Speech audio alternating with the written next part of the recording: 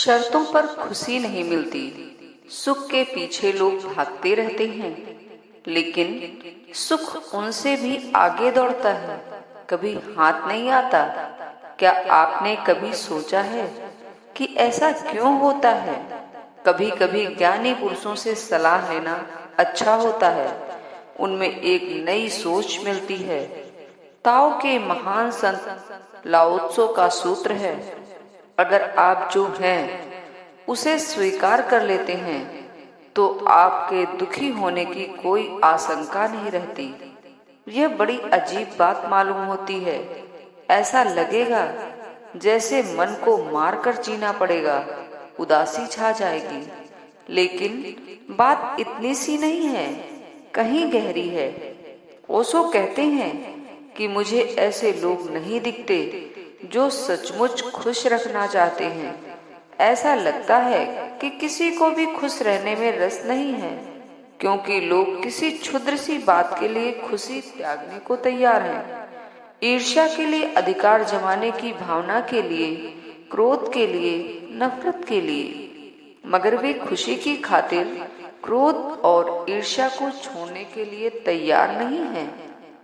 वह वाकई सोचने की बात है। लोगों को एक दूसरे से बदला लेने में, झगड़े को लंबा खींचने में ज्यादा मजा आता है।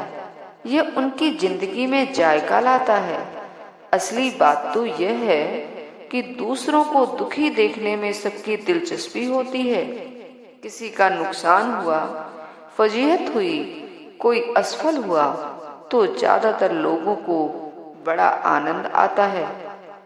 यह जो रुग्ण खुशी है, इसके कारण लोग स्वस्थ निर्मल खुशी का अनुभव नहीं ले पाते।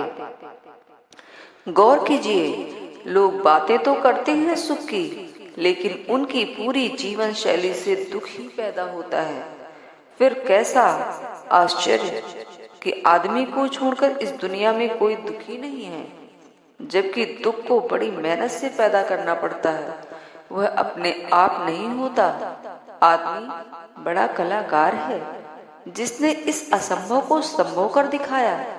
खुशी एक सहज घटना है। इसे करने के लिए किसी चीज की जरूरत नहीं है, बस वहां मौजूद रहना और खुश रहना जरूरी है।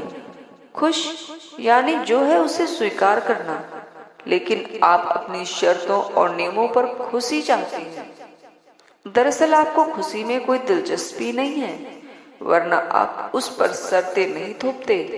आप ऐसी असंभव शर्तें नहीं रखते कि वे पूरी नहीं हो सकती। आप एक प्रेमिका हैं या प्रेमी हैं, आप अभी खुश हो सकते हैं, लेकिन आपकी एक शर्त है कि प्रेमी पहले वादा करे कि वह आपसे हमेशा हमेशा प्यार करेगा। इसे बीच में क्यों लाया जाए? कोई वादा कैसे कर सकता है कि वह सिर्फ आपसे प्रेम करे और किसी से नहीं? प्रेम पर ऐसे बंधन कैसे लगा सकते हैं? देखें किस तरह आप दुख के बीज बो रहे हैं। इसीलिए जो है उसे स्वीकार करें और खुश रहें।